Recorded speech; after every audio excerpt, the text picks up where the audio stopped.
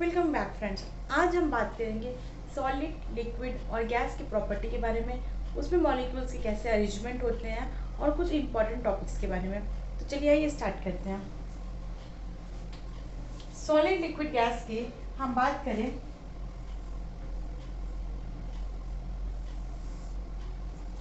तो सॉलिड जो होता है वो हमारा फिक्स्ड शेप और फिक्स्ड वॉल्यूम होता है। क्या आप देख सकते हैं, ये मार्कर है तो इसका फिक्स्ड शेप है और इसका कुछ फिक्स्ड वॉल्यूम है। ऐसा तो है नहीं कि ये फ्लो कर जाएगा। तो जो सॉलिड होता है उसका फिक्स्ड शेप और फिक्स्ड वॉल्यूम होता है, फिक्स्ड शेप एंड वॉल्यूम।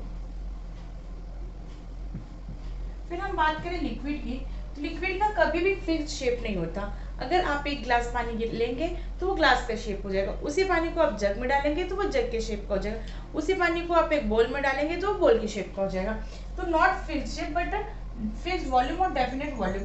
तो इसका फिक्स्ड वॉल्यूम होता है या हम डेफिनेट भी कह सकते हैं, बट शेप फिक्स्ड नहीं होता है। वही हम बात करें गैस की, तो गैस में ना फिक्स्ड शेप होता है ना फिक्स्ड वॉल्यूम होता है। हम देख सकते हैं हमारे आसपास यहाँ सराउंडिंग में गैसेस मॉलिक्यूल्स पाए जाते हैं, बट उनके ना फिक्स्ड शेप होंगे और ना फिक्स्ड वॉल्यूम। तो इसमें ना फिक्स्ड शेप है और ना फिक्स्ड शेप है, नो डेफिनेट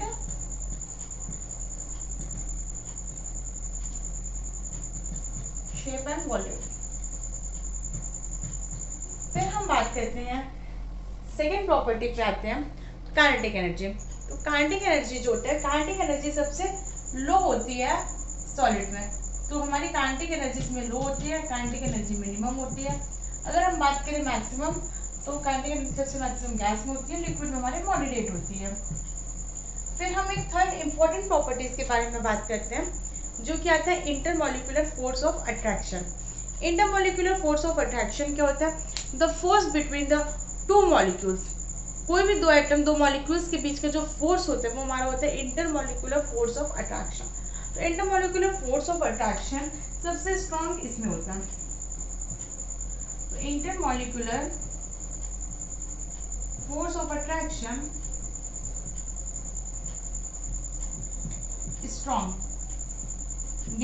स्ट्रॉन्गेस्ट होता है। सबसे कम इसमें होता है वीकर, और इसमें मॉडरेट होता है। फिर हम ये भी बात कर लेते हैं इंटरमॉलिक्यूलर स्पेस की। तो आप देख सकते हैं स्पेस जो होता है सॉलिड में सबसे कम होता है, इंटरमॉलिक्यूलर स्पेस सबसे मिनिमम होता है, सबसे ज़्यादा हमारा गैस में होता है और मॉडरेट हमारा लिक्विड में होता है। वो ऐसे जानते हैं कि इसके जो सॉलिड है, जो इसके मॉलिक्यूल्स है वो बहुत क्लोजली पैक्ड होंगे। अरेंजमेंट की बात करते हैं तो ऐसे,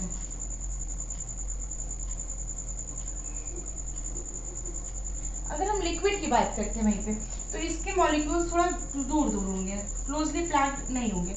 वही हम गैस की बात करते हैं तो इसके मॉलिक्यूल्स बहुत दूर दूर होंगे। तो सॉलिड में जो होता है इंटरमॉलिक्यूलर फोर्स ऑफ अट्रैक्शन सबसे ज़्यादा होता है, वहीं स्पेस कम होती है, और जो उसके मॉलिक्यूल्स होते हैं वो बहुत क्लोजली पैक्ड होते हैं सॉलिड में, क्योंकि वो एकदम डेंस होते हैं और उसके मॉलिक्यूल्स पास पास होते हैं, तभी हमारा वो डेफिनेट शेप एंड वॉल्यूम में कन्वर्ट होता है।